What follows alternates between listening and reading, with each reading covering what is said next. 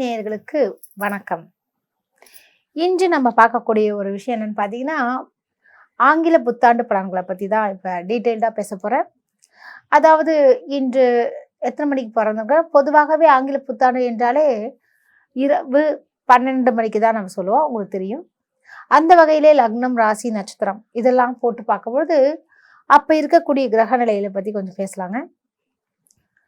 கன்னி லக்னத்தில் பிறக்குது, சிம்ம ராசியில், மகம் நட்சத்திரத்தில். இது வரைக்கும் இருந்த அந்த புதன், அதாவது செவ்வாய் இருக்கு இல்லையா, அவர் மாறி சூரியனும் செவ்வாயும் தனுசு ராசியில் பிரவேசிக்கின்றார்.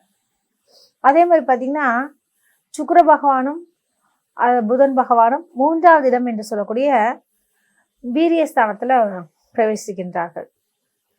கேது பகவான் கன்னி லக்னத்திலேயே இருக்காரு, மீனத்தில் ராகு பகவான், கும்பத்தில் சனி பகவான், அஷ்டமஸ்தானத்தில், அதாவது கன்னி லக்னத்துக்கு அஷ்டமஸ்தானம்ன்றது மேஷராசி, அங்கே குரு பகவான் சஞ்சரிக்கிறாங்க. சரிங்க, இப்போ இத்தனை கிரகங்களை ஒட்டி எப்படிலாம் பலன் வருது அப்படின்னு பார்க்குறச்ச சந்திரன் வந்து எங்கே இருக்காரு பார்த்தீங்கன்னா விரயஸ்தானத்தில் இருக்காங்க. சரி, இதனால புத்தாண்டு இதில் பொது பலன்கள் ரொம்ப முக்கியம். யார் யாருக்கெல்லாம் எப்படி இருக்கும் அப்படின்ற விஷயங்கள்லாம். பெண்களுக்கு ரொம்ப சுபிட்சமான, அதாவது ரொம்ப அருமையான ஒரு காலகட்டம் சொல்லலாம். பெண்கள் முன்னேறுவார்கள் சொல்லலாம். அவங்களுக்குன்னு ஒரு ஒரு ஒதுக்கீடுகள் அதிகமாக கிடைப்பதற்கு வாய்ப்புகள் ஆண்டு உண்டு. அதே மாதிரி பார்த்தீங்கன்னா பெண்களுடைய வளர்ச்சியில் அவங்க ஒரு தொழில் முனைவராக பெரிய ஆளாகவும் வருவதற்கு அதிகமான வாய்ப்புகள் இருக்குது. மற்றும் நிறைய மினிஸ்டர்ஸ்லாம் இந்த 2024 வந்து எலெக்ஷன்லலாம் பார்த்தீங்கன்னா பெண்கள் அதிகமாக ஆக்கிரமிப்பார்கள். அதே மாதிரி பார்த்தீங்கன்னா கலைஞர்களுக்கெல்லாம் ரொம்ப அருமையான ஒரு காலகட்டமாக இந்த வருஷம் இருக்குது. கலைத்துறையில் இப்போ ஓடிடி இது மாதிரி விஷயங்கள்லாம் வருது இல்லையா, அதில் ஒரு சில மாற்றங்கள் ஏற்படக்கூடிய வாய்ப்புகள் நிச்சயமாக நிகழும். அதே மாதிரி சூரியன் மற்றும் செவ்வாய் இந்த கிரகங்கள்லாம் சேர்ந்து இருக்கிறதுனாலையும் என்ன மாதிரியான விஷயங்கள்னா மருத்துவர்கள் சுபிட்சமாக இருப்பார்கள். அதாவது அவங்களுக்கும் அந்த டெக்னாலஜியில் ரொம்ப முன்னேறக்கூடிய ஒரு காலகட்டமாக இந்த 2024 அமையுது. அதே மாதிரி கணினித்துறை என்று சொல்லுவாங்க இல்லையா, அதுலேயும் ரொம்ப சூப்பராகவே இருக்குங்க. அதாவது ஐடி ஃபீல்டில் இருக்கவங்களாம் நல்ல ஒரு டெவலப்மெண்ட் ஆவாங்க. இன்னும் சொல்லிகிட்டே போகலாங்க. எப்படின்னா இந்த வெளிநாடு இருக்கு இல்லையா, எக்ஸ்போர்ட் இம்போர்ட் பிஸ்னஸ் பண்ணுறவங்களுக்குலாம் நல்ல ஒரு லாபங்கள், இ-காமர்ஸ் துறையில் இருக்கவங்களுக்கு லாபங்கள்.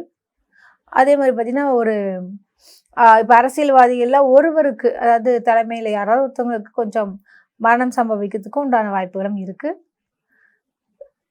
அது மட்டுமா குரு பகவான் அஷ்டமஸ்தானத்திலேருந்து வர பார்க்குறதுனால ஆன்மீகத்தில் இருக்கக்கூடிய ஒரு பெரிய தலைவருக்கும் பிரச்சனைகள் நிகழும். உங்களுடைய ராசிக்கு புதன் பகவானும் எங்கே இருக்கிறார் இந்த லக்னத்துக்கு அப்படின்னு பார்க்கும்போது உபஜயஸ்தானத்தில் இருக்கனால கொஞ்சம் உழைப்பு மிக அவசியம். உழைத்தவர்களுக்கெல்லாம் நல்ல ஒரு சன்மானங்கள், நல்ல ஒரு நிகழ்வுகள் அமையும். உங்களுடைய அதாவது 12வது இடம் என்று சொல்லக்கூடிய விரயஸ்தானத்தில் சந்திர பகவான்லாம் வச்சிருக்கிறார். சரி, இதனால என்ன மாதிரி விஷயங்கள்லாம் நடக்க போகுதுன்றதை பார்க்கலாங்க. கும்பராசி அன்பர்களுக்கு இந்த ஆங்கில புத்தாண்டு பலன் எப்படி இருக்குன்னு பார்க்கும்போது நான் எல்லா கிரகத்தையும் வச்சு தான் நான் வந்து இந்த புத்தாண்டு பலனை பற்றி நிர்ணயிக்குவேன். வெறும் அதாவது இந்த கிரக நிலையில் வைத்து மட்டும் சொல்லக்கூடாதுங்க. ஏன்னா குரு மாறுவார் ஏப்ரல் மாதம், அது விஷயம் இருக்குது. அதே மாதிரி சனி பகவான் மாறிட்டார் கும்பராசிக்கு, அதாவது ஜென்மராசியில் இருக்கார். ஸோ இதெல்லாம் வச்சு தான் நம்ம சொல்லணுமே தவிர மேலோட்டமாக இது இப்படி தான் இருக்கும் அப்படி தான் இருக்கும்னு சொல்லக்கூடாதுங்க. சரிங்களா? இப்போ உங்களுடைய கிரக நிலைகள் பார்க்கும்போது பார்த்தீங்கன்னா உங்கள் ராசியிலேயே சனி பகவான் சஞ்சரிக்கிறார், ஆட்சி புரிகின்றார். குரு பகவான் உபஜயஸ்தானம் என்று சொல்லக்கூடிய 3வது இடத்துல இருக்காரு. ராகு பகவான் அதாவது மீனத்திலும், கேது பகவான் கன்னியிலும் சஞ்சரிக்கிறாங்க. இதான் முக்கியமான பிளானட்ஸுங்க. இதை வச்சு தான் நம்ம மெயினான பலனே சொல்லுவோம். ஸோ அந்த வகையில் பார்க்கும்போது உங்களுக்கு அதுவும் குறிப்பாக இந்த வாய் நிதானம் தேவைங்க. யார்கிட்ட வாயை விட்டுட்டிங்கன்னா உங்களுக்கு பிரச்சனை தான் வரும். அதனால் கூடுமான வரைக்கும் அவங்ககிட்ட அமைதியாக இருங்க, அமைதியாக போங்க, விட்டு கொடுங்க, கெட்டே போக மாட்டீங்க, பொறுமையாக இருங்க, நிச்சயமாக நல்லதே நடக்குங்க. இதெல்லாம் கொஞ்சம் தாரகம் பண்ணுற மாதிரி நமக்கு அசிங்கப்படுத்துகிறாலும் பரவாயில்ல, நமக்கு தேவை நம்மளுடைய காரியங்கள் தான் முக்கியம். இல்லைன்னா நீங்கள் வேணாம்னு சொல்லிட்டு பண்ணால் உங்களுக்கு தான் நஷ்டம். அது மாதிரி விஷயங்கள்லாம் நடக்கும். ஸோ உங்களுக்கு திருமணம் ஆகாதவங்களுக்கு நிச்சயமாக கும்பராசி அன்பர்களுக்கு திருமணம் ஆகிடும்.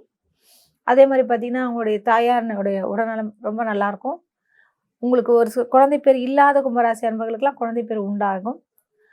அதே மாதிரி பார்த்தீங்கன்னா, ஒரு ஸ்திரமான வேலை இல்லையேன்னு தவிக்கிறவங்களுக்கு நல்ல ஒரு வேலையும் கிடைக்கும். ஆனா என்ன ஒரு விஷயம், இந்த வாயால பிரச்சனை பண்ணி மேலதிகாரிட்ட இது பண்ணிட்டு வேலையில போறதுக்கும் வாய்ப்புகள் இருக்கு. அதே மாரி அவமானங்கள் வர்றதுக்கும் வாய்ப்புகள் இருக்கு. ஸோ இத மட்டும் கவனத்தில் கொள்ளுங்க.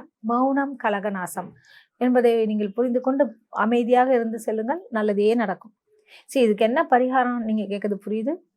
நீங்க பரிகாரம் செய்யறதுன்னா என்ன பார்த்தீங்கன்னா, முடிஞ்சா திருநள்ளாறு போயிட்டு வாங்க. அதுவும் திருநள்ளாறு அன்னைக்கு சனி பெயர்ச்சி அப்பயே ஓடணுன்றது இல்ல. அதே மாரி அப்படின்றதில்ல. உங்களுக்கு ராசி என்ன நட்சத்திரம் அப்படின்னு வருது இல்லையா? இப்ப வந்து கும்பராசிக்கு உதாரணமா சதய நட்சத்திரக்காரங்க இருக்காங்கன்னு வச்சுக்கோங்க. சதய நட்சத்திரம் என்னைக்குன்னு பாருங்க.